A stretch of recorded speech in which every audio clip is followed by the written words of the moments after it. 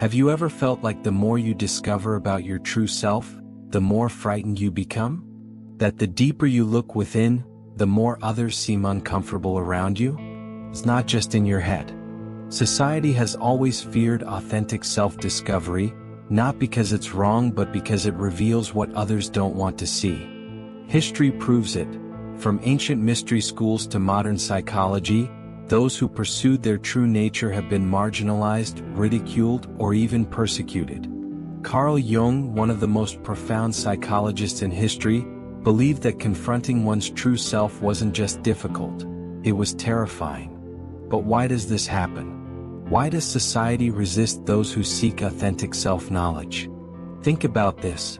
When someone achieves physical transformation, you might admire their discipline. When you meet someone who accumulates wealth, you might envy them but not feel personally threatened. But when you encounter someone who has embraced their authentic self, something strange happens. Psychologists call this the shadow projection effect. A self-actualized person doesn't just live differently, they reflect back the unlived potential in those around them. And people don't forgive that easily. The mere presence of someone who knows themselves deeply can make others feel inadequate, even if that person says nothing at all. But why does this happen? Why does self-knowledge, more than any other kind of growth, provoke such discomfort? To understand this, let's consider how our minds process different forms of personal development. When someone improves their physical fitness, we see external results we can separate from ourselves. When someone gains financial success, we can rationalize it as luck or circumstance. These qualities, strength, wealth, status, are external. We recognize them, but they don't necessarily challenge our core self-perception. However, self-knowledge operates differently. Unlike external achievements, authentic selfhood is deeply tied to identity, who we truly are beneath our social masks. We define ourselves by the stories we tell, the beliefs we hold, and the roles we play. When we meet someone who has done the inner work we've avoided, someone who has faced what Jung called the shadow, it can feel like a direct attack on our sense of self. Instead of admiring their inner work, many people subconsciously resist it. Not because the authentic person is arrogant or judgmental, but because their very presence forces others to confront their own unlived life. This is why throughout history, those who sought authentic selfhood have often been pushed to the fringes of society. Their inner journey doesn't just challenge ideas, it challenges egos. And human beings, by nature, will do almost anything to protect their ego from discomfort. Think about your own experiences. Have you ever shared a personal revelation or insight only to watch people grow uncomfortable or quickly change the subject? Have you noticed how conversations immediately shift when discussions move beyond surface-level small talk into questions of meaning, purpose, or authentic feelings? This isn't coincidence, it's a defense mechanism. When people encounter someone on a genuine path of self-discovery, their mind goes into self-preservation mode. Instead of being curious, they resist. Instead of engaging, they dismiss. Modern neuroscience backs this up. Studies show that when people feel confronted by someone who has integrated aspects of themselves they've denied, their brain's amygdala, the region responsible for fear and threat detection, becomes highly active. In simple terms, seeing someone embrace their authentic self isn't just uncomfortable. It triggers a primal survival response similar to what we feel when facing physical danger. But why does authenticity activate the same fear circuits as a threat? The answer lies in how human brains evolved. For most of human history, survival depended not on being the most self-aware person in the tribe but on being accepted by the group. Our ancestors thrived in communities where social harmony meant safety. Being rejected could mean death, as isolation led to vulnerability. This is why human brains are wired for social acceptance over psychological wholeness. When someone who has embraced their true self enters a social setting, they unknowingly disrupt the tribal balance. Their presence challenges existing norms, unspoken agreements, and collective denial. This triggers the brain's defense mechanism as if facing a potential enemy rather than just an authentic person. This is why many who pursue Jung's path of individuation feel isolated, not because they lack social skills, but because their authenticity makes them stand out in a world that values fitting in over standing out. A recent study at UCLA uncovered something even more revealing. The rejection of authentic individuals is context-dependent. When people interact with a self-actualized person one-on-one, they feel less threatened, but in group settings the threat response increases dramatically. Because in groups, social status becomes more important. People don't just react to authenticity itself, they react to how others might perceive them in comparison. If someone feels exposed by another's self-knowledge, they instinctively try to undermine or exclude them to protect their social standing.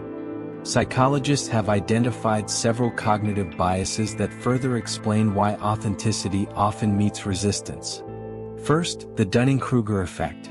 People with low self-awareness often overestimate their psychological depth, while those who've done real inner work tend to recognize how much they still don't know. Second, confirmation bias. We seek information that confirms our existing self-image rather than challenges it. Third, the backfire effect. When confronted with evidence that contradicts our self-concept, we don't change our minds, we double down on our existing views. In today's digital world, social media has amplified this rejection of authenticity. We create carefully curated personas that show only our best angles, not our whole selves. Algorithms reward performance over genuine expression. Take a look at the most popular content. Simple, emotionally charged, and often presenting an idealized version of life. The deeper your self-knowledge, the harder it becomes to participate in this performance. Carl Jung, unlike many psychologists of his time, believed that the journey to know oneself wasn't just difficult. It was the single most frightening task a human being could undertake. While Freud focused on repressed desires, Jung went deeper, suggesting that we don't just hide certain thoughts. We hide entire parts of ourselves. Jung called this hidden part the shadow, and he believed it contained not just our darkest impulses, but also our greatest potential. According to Jung, most people live their entire lives without ever truly facing themselves. They construct what he called a persona, a social mask designed to gain approval and avoid rejection. The persona isn't just something we show others, we begin to believe in it ourselves. We identify with our job titles, our social roles, our possessions, our reputation. But Jung warned that this creates a dangerous split in the psyche. The more we identify with our persona, the more we push vital parts of ourselves into the shadow. This is why the midlife crisis is so common. When the persona no longer satisfies, the shadow demands recognition. Jung described this process in his Patience. People will do anything, no matter how absurd, to avoid facing their own souls. Many of his patients would rather suffer anxiety, depression, or physical symptoms than confront what they had hidden from themselves. Jung's approach differed from other psychologists in one crucial way. He believed we don't fear our shadow because it's dark, we fear it because it's powerful. The shadow contains not just our flaws but our unlived potential. The parts of ourselves we've denied often hold our greatest gifts, strongest passions, and deepest wisdom. This is why encountering someone who has integrated their shadow can be so threatening. They embody the power we've disowned. They've claimed what Jung called the gold in the shadow. Unlike modern self-help that promises quick fixes, Jung was brutally honest about the difficulty of self-knowledge. He wrote, "There is no coming to consciousness without pain. The journey to selfhood requires facing what we've denied, grieving what we've lost, and integrating what we've rejected." This process, which Jung called individuation, doesn't lead to perfect happiness, it leads to wholeness. And wholeness, unlike the shallow positivity of modern culture, includes the full range of human experience. Joy and sorrow, strength and vulnerability, creation and destruction. For Jung, a whole person wasn't always happy, but they were fully alive. And that aliveness is what society often finds most disturbing. Jung identified several archetypal patterns that emerged during this journey to authentic selfhood. First is the persona, our social mask that we show to the world. Then there's the shadow, which contains what we've rejected about ourselves. The anima/animus represents our inner feminine or masculine energies that seek expression. The self is the archetype of wholeness, our fullest potential. Most people focus only on developing their persona, creating what Jung called a bag of tricks to navigate social waters. But the true journey requires facing all these aspects of our nature. The process isn't linear, it's cyclical, involving repeated encounters with these archetypes throughout life. Jung believed that dreams reveal what our conscious mind rejects. He distinguished his approach from Freud's by suggesting dreams don't just disguise repressed wishes, they offer wisdom our conscious mind isn't ready to accept. Dreams speak in symbols because direct confrontation with rejected truths would be too threatening. This symbolic language allows difficult material to emerge gradually. Jung encouraged his patients to keep dream journals, noticing patterns over time. Through dreams, the unconscious communicates what we need for wholeness. Modern sleep research confirms Jung's insight. During REM sleep, the brain integrates emotional experiences our waking mind finds overwhelming. People who ignore their dreams miss vital messages from the parts of themselves they've disowned. Dreams aren't the only pathway to self-knowledge. Jung developed a technique called active imagination, a conscious dialogue with unconscious figures. Unlike passive daydreaming, active imagination involves engaging with whatever emerges from the unconscious as if in conversation. Through writing, drawing, or inner dialogue, we establish communication with disowned aspects of ourselves. Jung himself filled journals with these conversations, later published as The Red Book. When practiced regularly, this technique bridges the gap between conscious and unconscious, allowing integration of shadow material. Jung also encouraged symbolic expression through art, seeing creativity as healing precisely because it bypasses our defensive rational mind. Through symbols, we can engage with truths we'd reject in direct form. Jung claimed that our resistance to self-knowledge starts early and is reinforced by family, education, and culture. From childhood, we're taught to value conformity over authenticity. Schools reward following rules over self-expression. Workplaces value productivity over personal growth. Even religious institutions often emphasize dogma over direct spiritual experience. Jung observed that most modern institutions don't develop whole individuals. They create functional members of society who remain psychological strangers to themselves. The fear of self-knowledge runs deep in human history. Ancient cultures understood this. Initiation rites were designed specifically to guide individuals through the terrifying process of ego death and rebirth to authentic selfhood. But modern society has lost these containers for transformation. Without proper guidance, facing oneself becomes not just difficult but dangerous. Jung warned that when the shadow remains unconscious, it doesn't disappear, it gets projected onto others. This projection mechanism explains why we often despise in others what we deny in ourselves. The qualities that trigger our strongest emotional reactions often reveal our own unacknowledged shadow.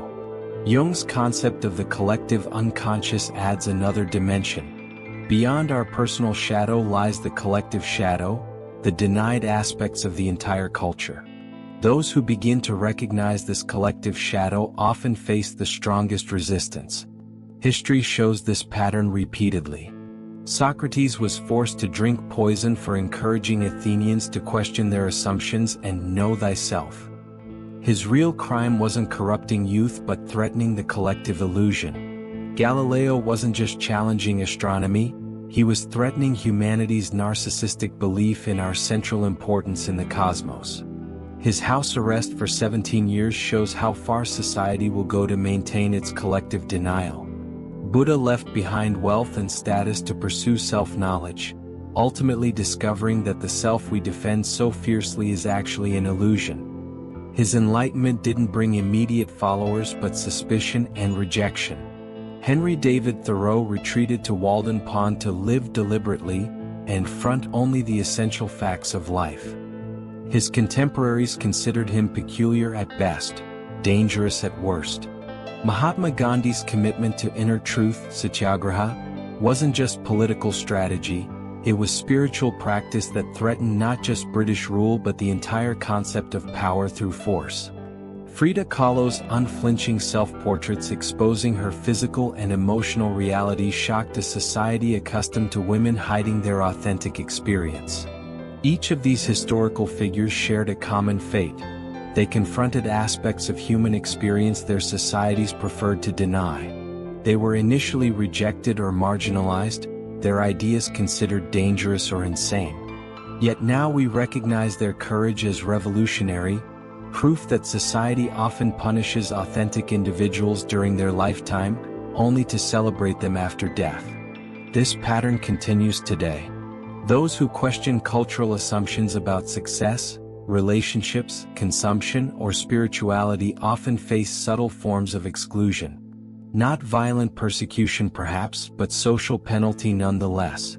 Jung's own life exemplified this struggle. After breaking with Freud, he entered what he called a confrontation with the unconscious, a period of intense psychological crisis where he faced his own shadow. During this time he appeared mad to many colleagues. He had visions, heard voices, and filled journals with strange images and writings.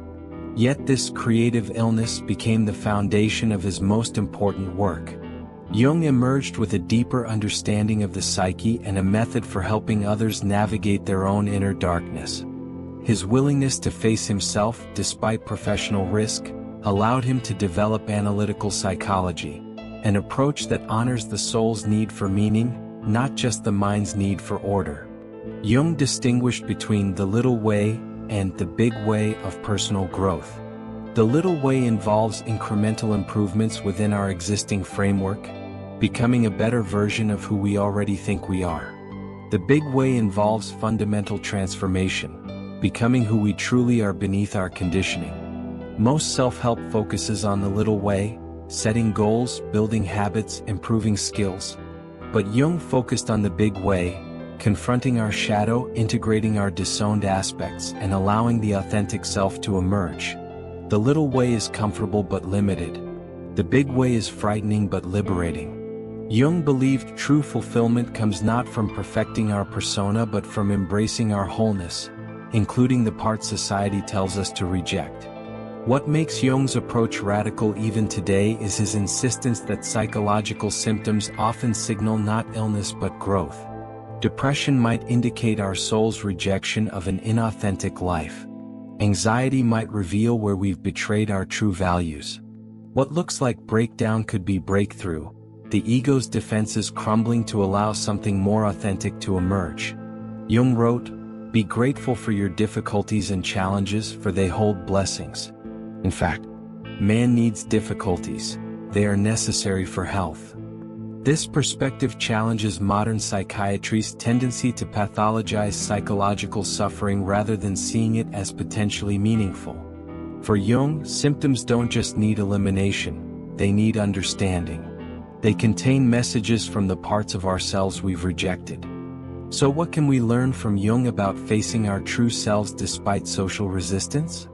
First, understand that the journey is both natural and necessary.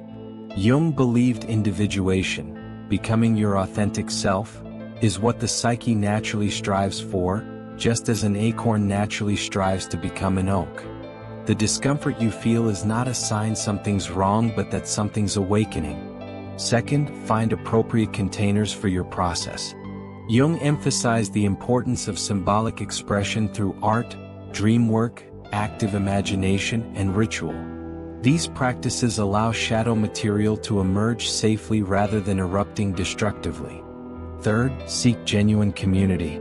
Jung formed what he called a psychological circle, people committed to honest self-reflection.